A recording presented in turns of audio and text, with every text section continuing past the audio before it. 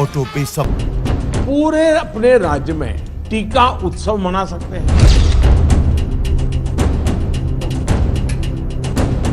इन 4 दिन जो है टीका उत्सव में 0 वेस्टेज होगा।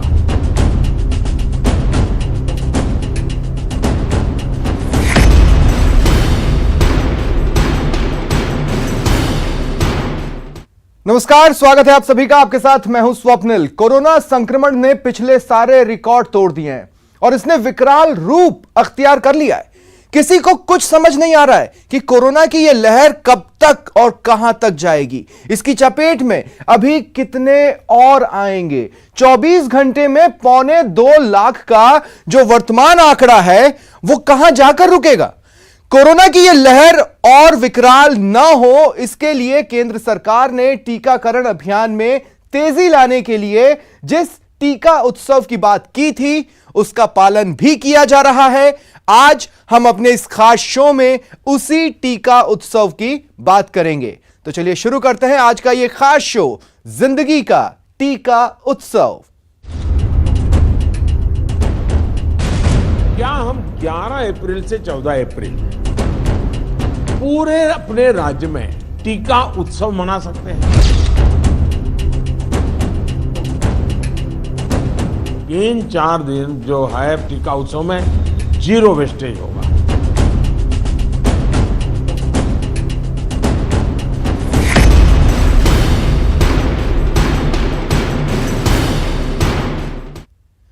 रविवार से देश भर में टीका उत्सव की शुरुआत हुई है। इसे लेकर पीएम मोदी ने देशवासियों के नाम जो संदेश जारी किया उसमें उन्होंने लोगों से अपील की है कि जो भी टीका लगाने के योग्य माने गए हैं वो सभी लोग टीका लगवाएं। साथ ही कोरोना से बचाव के लिए जरूरी नियम बनाए गए हैं उसका भी पालन करें ताकि कोरोना के बढ़ते संक्रमण को नियंत्रित किया जा सके।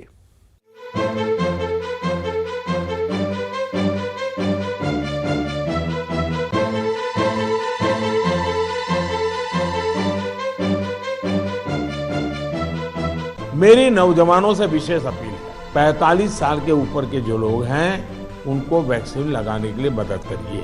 ज्यादा से ज्यादा एलिजिबल लोगों को वैक्सीनेट करें। कोरोना पर पीएम मोदी का नया मंत्र।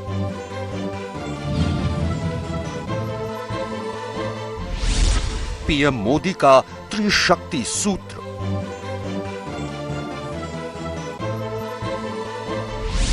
ट्रिपल टी से हारेगा कोरोना।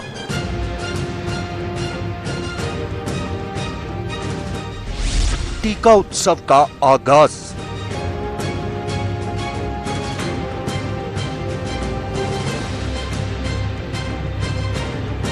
मैं देश के युवाओं से भी आग्रह करूंगा कि आप अपने आसपास के भी 45 साल के ऊपर के जो लोग हैं उनको वैक्सीन लगाने के लिए मदद करिए। मेरी नौजवानों से विशेष अपील है, आप हेल्दी हैं, सामर्थ्यवान हैं, आप बहुत कुछ कर सकते हैं। आज 11 अप्रैल है और आज से देश में टीका उत्सव का आगाज हो रहा है। 11 अप्रैल को भारत के महान समाज सुधारक महात्मा ज्योतिराव गोविंदराव फूले की जन्म जयंती के तौर पर भी मनाया जाता है और प्रधानमंत्री नरेंद्र मोदी ने 8 अप्रैल को ही 11 अप्रैल से लेकर 14 अप्रैल यानी बाबा साहब भीमराव अंबेडकर की 130वीं जयंती तक देश में कोरोना के खिलाफ टीका उत्सव मनाने का आह्वान कर दिया था। इसका मकसद ज्योतिबा फूले और बाबा साहब को श्रद्धांजलि देने के साथ साथ देश के कोरोना वैक्सीनेशन की रफ्तार को और तेज करने का भी है। पीएम मोदी ने ये आह्वान 8 अप्रैल को देश के तमाम मुख्यमंत्रियों के साथ हुई एक वर्चुअल मीटिंग के दौरान किया था। उन्होंने सभी राज्यों के मुख्यमंत्रियों से अपील की थी कि 11 अप्रैल से 14 अप्रैल तक एक ऐसा वैक्सीनेशन प्रोग्राम चलाया जाए जिसमें ज्यादा से ज्यादा लोगों को टीका लगाया जा सके और वो भी बिना वैक्सीन वेस्टेज के। क्या हम 11 अप्रैल से 14 अप्रैल पूरे अपने राज्य में टीका उत्सव मना सकते हैं? एक पूरा वातावरण क्रिएट कर सकते हैं टीका उत्सव का। एक विशेष अभियान चलाकर हम ज्यादा से ज्यादा एलिजिबल लोगों को वैक्सीनेट करें। दरअसल जिस तरह से देश में एक बार फिर कोरोना ने सर उठाया है, उसने सिस्टम को हिलाकर रख दिया है। लिहाजा 8 अप्रैल को पीएम मोदी ने उन राज्यों के मुख्यमंत्रियों के साथ एक वर्चुअल मीटिंग की, जहां कोरोना की रफ्तार बेकाबू होने लगी है। देश के कई जिलों में नाइट कर्फ्यू लगाया जा चुका है। पाबंदियां एक बार फिर लोगों के दरवाजे पर दस्तक देने लगी हैं। यही वजह है कि कोरोना काल की इसाफत भरी घड़ी में पीएम मोदी ने देश के सभी राज्यों और केंद्र शासित प्रदेशों के मुख्यमंत्रियों के साथ एक वर्चुअल मीटिंग की। इस मीटिंग में पीएम मोदी ने वायरस की इस रफ्तार पर ब्रेक लगाने के लिए नए सिरे से प्लानिंग पर चर्चा की। कोरोना के केसेस की इस अचानक बढ़ोतरी ने मुश्किलें ज्यादा पैदा की है। कोरोना के प्रसार को रोकने के लिए फिर से युद्ध स्तर पर काम करना आवश्यक है। साथियों, इन तमाम चुनौतियों के बावजूद हमारे पास पहले की अपेक्षा बेहतर अनुभव है। इस वर्चुअल मीटिंग के दौरान पीएम मोदी ने देश में मौजूदा संसाधनों का जिक्र करते हुए दावा किया कि अगर लापरवाही न बरती जाए तो कोरोना की इस पीक को एक बार फिर हराया जा सकता है। सच तो ये है कि इस मीटिंग के दौरान पीएम मोदी ने पूरे देश को एक बार फिर कोरोना के खिलाफ एक नया TTT सूत्र दिया। T यानी टेस्ट, T यानी ट्रैक, T यानी ट्रीटमेंट। कोरोना को हराने के लिए अपने TTT सूत्र का जिक्र करते हुए पीएम मोदी ने कहा कि इस सूत्र कोरोना प्रोटोकॉल और कोरोना मैनेजमेंट पर अगर सही से काम किया जाए तो कोरोना को काबू किया जा सकता है। इतना ही नहीं, पीएम मोदी ने एक बार फिर इस बात पर जोर दिया कि वैक्सीनेशन के बावजूद लोग लापरवाही न बरतें और मास्क को ही कोरोना के खिलाफ सबसे बेहतर हथियार के तौर पर इस्तेमाल करें। पीएम मोदी की इस अपील पर न्यूज 18 इंडिया ने भी कोरोना के खिलाफ जारी इस जंग के दौरान अपने तमाम दर्शकों को जागरूक बनाने और उन्हें मास्क पहनने की अपील करते हुए बाकायदा एक मुहिम चलाई हुई है। हमें लोगों को ये बार बार बताना होगा कि वैक्सीन लगने के बाद भी मास्क वगैरह जो प्रोटोकॉल्स है उसका पालन और अनिवार्य है। इंडिविजुअल लेवल पर लोगों में मास्क और सावधानी को लेकर जो लापरवाही आई है उसके लिए फिर से जागरूकता जरूरी है। सच तो ये है कि प्रधानमंत्री नरेंद्र मोदी ने 1 मार्च को कोरोना के खिलाफ टीकाकरण अभियान के तीसरे चरण की शुरुआत में ही वैक्सीन की पहली डोज लगवाई थी। पीएम मोदी ने 1 मार्च की सुबह एम्स पहुंचकर टीका लगवाया था। पीएम मोदी ने ICMR यानी भारतीय आयुर्विज्ञान अनुसंधान परिषद और भारत बायोटेक के संयुक्त प्रयासों से विकसित कोविड वैक्सीन कोवैक्स लगवाई थी। कोरोना वैक्सीनेशन के नियमों के मुताबिक किसी भी व्यक्ति को एक ही ब्रांड की वैक्सीन की ही दूसरी डोज लेनी होती है। ऐसा नहीं हो सकता कि पहली डोज किसी एक ब्रांड की और दूसरी डोज किसी दूसरे ब्रांड की ली जाए। लिहाजा 8 अप्रैल को यानी अपनी पहली वैक्सीन डोज के 38 दिन बाद पीएम मोदी ने वैक्सीन की दूसरी डोज लगवाई थी और अपनी दूसरी डोज लेने के बाद प्रधानमंत्री ने देश के सभी मुख्यमंत्रियों से मीटिंग की थी। दरअसल भारत में एक बार फिर महामारी की इस डराने वाली रफ्तार के पीछे लोगों की लापरवाही को सबसे बड़ी वजह माना जा रहा है, जिसकी वजह से कई राज्यों ने नाइट कर्फ्यू लगा दिया है। लेकिन 8 अप्रैल को हुई इस मीटिंग के दौरान पीएम मोदी ने नाइट कर्फ्यू को कोरोना कर्फ्यू का नाम दिया ताकि लोग इस वायरस के खतरे को गंभीरता से लें और उन नियमों का पालन करें जिन नियमों को कोरोना काल के लिए बनाया गया है। अपने संबोधन के दौरान पीएम मोदी ने नाइट कर्फ्यू पर सवाल उठाने वाले लोगों के सवालों का जवाब भी दिया। जहां पर रात्रि कर्फ्यू का प्रयोग हो रहा है वहां मेरा आग्रह है कि उसके लिए शब्द प्रयोग हमेशा करें कोरोना कर्फ्यू, ताकि कोरोना के प्रति एक सजगता बनी रहे। कुछ लोग ये इंटेलेक्चुअल डिबेट करते हैं कि क्या कोरोना रात को ही आता है। हकीकत में दुनिया ने भी ये रात्रि कर्फ्यू के प्रयोग को स्वीकार किया है, क्योंकि हर व्यक्ति को कर्फ्यू समय होता है तो याद आता है कि हाँ, मैं कोरोना काल में जी रहा हूं और बाकी जीवन व्यवस्थाओं को कम से कम प्रभाव होता है। अपने संबोधन के दौरान पीएम मोदी ने उस दौर की याद भी दिलाई जब पहली बार देश में लॉकडाउन लगा था। प्रधानमंत्री मोदी ने कहा कि अभी हालात इतने भी नहीं बिगड़े हैं कि लॉकडाउन की नौबत आए, लेकिन हाँ, इस बात पर जोर जरूर दिया कि फिलहाल कोरोना को दोबारा फैलने से रोकने के लिए माइक्रो कंटेनमेंट जोन बनाने की जरूरत है। गत वर्ष इन दिनों में हमारे हाल क्या थे? हमारे पास टेस्टिंग लैब नहीं थे, इवन मास्क कहां से मिलेगा ये भी एक चिंता का विषय था, पीपीई किट नहीं था, और उस समय हमारे लिए बचने का एकमात्र साधन बचा था लॉकडाउन, ताकि हम व्यवस्थाओं को एकदम से जितना तेजी से बढ़ा सके और वो हमारी स्ट्रेटेजी काम आई। सच तो ये है कि दिन ब दिन नए रिकॉर्ड बना रहा कोरोना वायरस उस रूप में लौटा है जो पहले से कहीं ज्यादा डराने वाला है। यही वजह है कि जहां राज्य सरकारें सख्ती करने के लिए मजबूर हैं, तो वहीं पीएम मोदी भी लोगों से लगातार इस बात की अपील कर रहे हैं कि कोरोना के खिलाफ अगर कोई सबसे कारगर हथियार है तो वो है आपकी समझदारी, आपका अनुशासन और कोरोना प्रोटोकॉल। और सच भी तो यही है कि आज लोगों को एक बार फिर कोरोना से बचाने के लिए एहतियात बरतने की जरूरत है। ज्योतिबा फूले जयंती से जिस टीका उत्सव की शुरुआत हुई है वो 14 अप्रैल तक चलेगा। वैसे तो भारत दुनिया का सबसे बड़ा टीकाकरण अभियान चला रहा है। अमेरिका और चीन जैसे देशों को टीकाकरण के मामले में भारत ने पीछे छोड़ दिया है, लेकिन जिस तरह से संक्रमण बढ़ रहा है उससे टीकाकरण में और तेजी लाने की जरूरत है।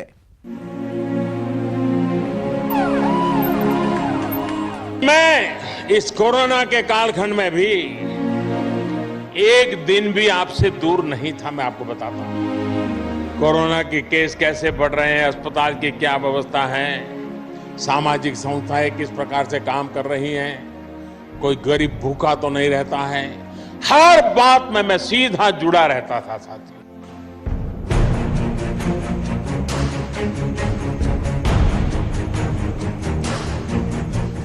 सच यही है कि दुनिया के तमाम देशों के मुकाबले भारत ने कोरोना के खिलाफ जंग को बड़े ही सुनियोजित तरीके से लड़ा है। पीएम मोदी के नेतृत्व में जिस तरह से भारत ने कोरोना के खिलाफ जंग लड़नी शुरू की थी, उस वक्त ना तो हमारे पास कोई वैक्सीन थी और ना ही इस तरह की किसी महामारी से लड़ने का अनुभव। लिहाजा देश ने पहली बार 25 मार्च को अपना पहला लॉकडाउन देखा था। आज रात 12 बजे से संपूर्ण देश में संपूर्ण लॉकडाउन होने जा रहा है। दरअसल पहले लॉकडाउन का मकसद कोरोना वायरस की फैलती चेन को तोड़ना था। कोरोना काल जैसी महामारी का ये दौर मुश्किलों से भरा एक समंदर था। ना वैज्ञानिक वायरस के स्वभाव से वाकिफ थे और ना ही लोगों को इस वायरस की लहर से होने वाले नुकसान की ठीक जानकारी थी। लेकिन पीएम मोदी ने वक्त रहते न सिर्फ वायरस के खतरे को भांप लिया, बल्कि कोरोना काल की हताशा से बचाने के लिए लोगों में नई ऊर्जा भरने का संचार भी किया। मास्क, 2 गज की दूरी, हैंड सैनिटाइजेशन की हमारा एकमात्र विकल्प है। ताली, थाली और दिए जलवाकर पीएम मोदी ने कोरोना काल के अंधेरे को दूर कर लोगों में एक सकारात्मक ऊर्जा भरने की कोशिश की। इस दौरान भारत ने कोरोना को शिकस्त देने के लिए अपनी कोशिशों को कैसे तेज किया, इसको ऐसे ही समझा जा सकता है। 11 मार्च को WHO ने कोरोना को वैश्विक महामारी घोषित किया। 12 मार्च को भारत में कोरोना से पहली मौत हुई। 17 मार्च को निजी लैब्स में वायरस के टेस्ट की इजाजत दी गई। 22 मार्च को प्रधानमंत्री नरेंद्र मोदी ने जनता कर्फ्यू का ऐलान किया। 25 मार्च को 21 दिन के लॉकडाउन का ऐलान किया गया।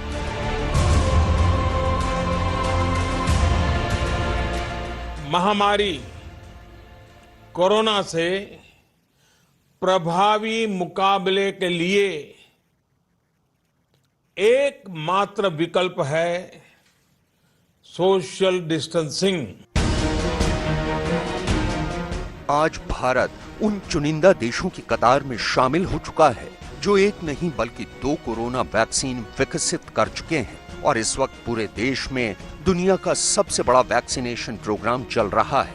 याद कीजिए वो तारीख जब भारत ने पीएम मोदी के नेतृत्व में कोरोना के खिलाफ अपने टीकाकरण अभियान की शुरुआत की थी। 16 जनवरी 2021 यानी वो तारीख जब कोरोना के खिलाफ महज 9 महीने के बाद ही भारत ने अपने वैक्सीनेशन प्रोग्राम की शुरुआत की थी। वैज्ञानिक, वैक्सीन रिसर्च से जुड़े अनेकों लोग विशेष रूप से प्रशंसा के हकदार हैं, जो बीते कई महीनों से कोरोना के खिलाफ वैक्सीन बनाने में जुटे थे, दिन रात जुटे थे। कोरोना वायरस ने दुनिया के तमाम देशों के सिस्टम हिला कर रख दिए हैं। विकसित देशों को भी कोरोना ने बहुत गहरे जख्म दिए हैं। महामारी के इस त्रासदी भरे दौर में पीएम मोदी की अगुवाई वाले भारत ने जिस रणनीति के तहत काम किया है, उसी का नतीजा है कि आज भारत दूसरे देशों के लिए भी एक नजीर बन चुका है। कोरोना काल की ये घड़ी दुनिया के बड़े बड़े देशों को जहां घुटनों पर ला चुकी थी, वहीं भारत भी हर घड़ी इस वायरस से जंग लड़ रहा था। चुनौती इस बात की भी थी कि मेडिकल इंफ्रास्ट्रक्चर को कैसे दुरुस्त किया जाए, जिसके लिए कोरोना जैसी महामारी एक बड़े सवाल की तरह थी। लेकिन यहाँ भी लॉकडाउन के बीच ही भारत ने एक चमत्कार कर दिखाया। पीपीई सूट और मास्क निर्माण के मामले में जो देश कभी शून्य पर था, उसे पीएम मोदी की नीतियों ने शिखर तक पहुंचा दिया। इस दौरान घरेलू स्तर पर 6 करोड़ से ज्यादा पीपीई किट का निर्माण किया गया, जिनमें से 2 करोड़ पीपीई किट का निर्यात किया गया। 15 करोड़ से ज्यादा N95 मास्क का निर्माण किया गया, जिनमें से 4 करोड़ मास्क निर्यात किए गए। आज देश में 1100 से ज्यादा पीपीई किट बनाने वाली कंपनियां हैं। 200 से ज्यादा N95 मास्क बनाने वाली कंपनियां काम कर रही हैं। पीपीई, मास्क और टेस्ट किट्स को लेकर भारत ने जो किया, वो सचमुच में ये एक बहुत बड़ी सक्सेस स्टोरी है। 1200 से ज्यादा मैन्युफैक्चरर हर रोज 5 लाख से ज्यादा पीपीई किट बना रहे हैं। सच तो ये है कि जहां अमेरिका और यूरोप के कई देश वैक्सीन बनाकर अपने देश में वैक्सीनेशन का काम कर रहे हैं, वहीं भारत अपने नागरिकों की वैक्सीनेशन के साथ साथ दुनिया के कई देशों की भी मदद कर रहा है। और पीएम मोदी बड़े ही सहज और सरल तरीके से इसका पूरा श्रेय मानवता की सेवा भाव को देते हैं। आज भारत अपनी बनाई वैक्सीन को दुनिया के 92 देशों को भेज चुका है। भारत ने न सिर्फ अपने पड़ोसी देशों को बल्कि एशिया के कई मुल्कों समेत अर्जेंटीना, ब्राजील, इजिप्ट और दक्षिण अफ्रीका जैसे देशों को भी वैक्सीन भिजवाई है। भारत से अभी तक 6 करोड़ 45 लाख वैक्सीन भेजी गई हैं। पिछले 20 दिनों में ही 45 लाख डोज भेजी गई। कोरोना फैलने के बाद वैक्सीन का एक्सपोर्ट रोका गया। 81.5 लाख डोज अनुदान के तहत भेजी गई। 3 करोड़ 42 लाख व्यावसायिक सौदों के तहत भेजी गई।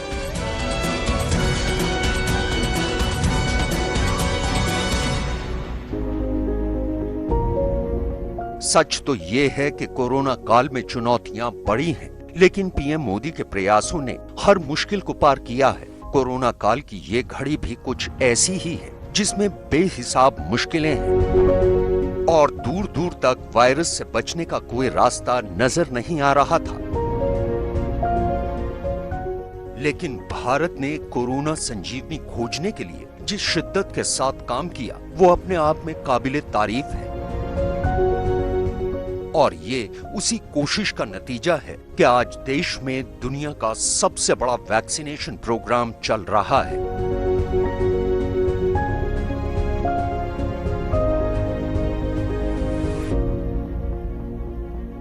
फिलहाल इतना ही, दीजिए पूरी टीम को इजाजत। नमस्कार। क्या हम 11 अप्रैल से 14 अप्रैल पूरे अपने राज्य में टीका उत्सव मना सकते हैं?